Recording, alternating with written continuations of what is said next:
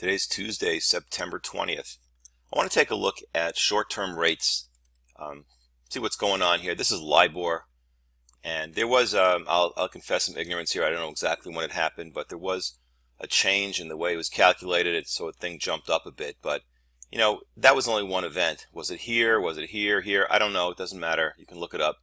But what we have is a rising trend, an acceleration, slightly rising range, and then another acceleration to the upside, and then this jump here. So LIBOR is definitely on the move higher, and if we look at this thing and go back in time a little bit, of course it's going to scale out if it gets back to the financial crisis, and I guess I don't have the data here, but you could see this beats the 2011 peak by quite a bit. So something's going on here with LIBOR. Alright, let's go now to the, oh, there we go. Took a while for the data to come in. You can see the financial crisis here. LIBOR shoots way up ahead of the housing crisis and then comes way back down as things are falling apart. Anyway, you can see that this is its highest level in many years.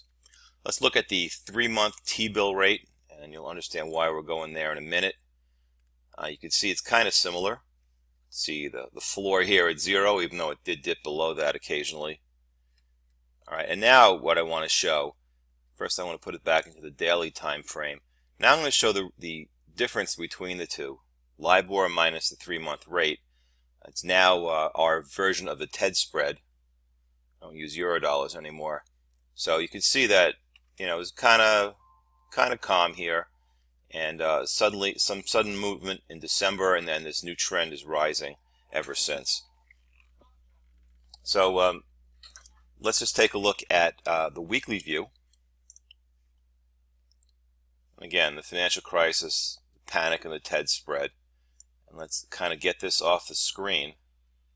And you can see that the TED spread itself is also rising, and it's taken out that high in 2011. So something's happening here. Okay, now let's take a look at something else. This is the yield curve, or the 2-10 spread. Give me a second here to pop this chart up. It's not going to be as pretty. Doesn't fill the screen, but that's what we get when I'm switching software. You can see the trend of the last couple of years in the yield curve, obviously heading lower. And in this area here, there was a triangle forming.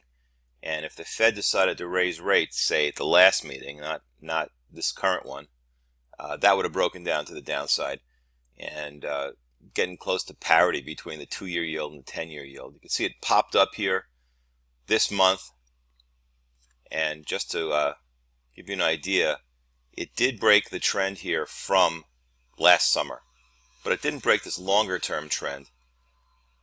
So again, this is pretty low, but it's not as low as it was a Sigma recession, so it's something I've been watching for quite a while. Nothing definitive here. But let's get to the bottom line here. I think there's something happening with the TED spread rising. Eurodollar is certainly rising. So some measure of risk is going on here. The market's feeling some risk. The yield curve backed off of its narrowing for now. The major trend is still to the downside, and it never really got to that, recession warning low as it did in '07. So there you have it. Lots of information.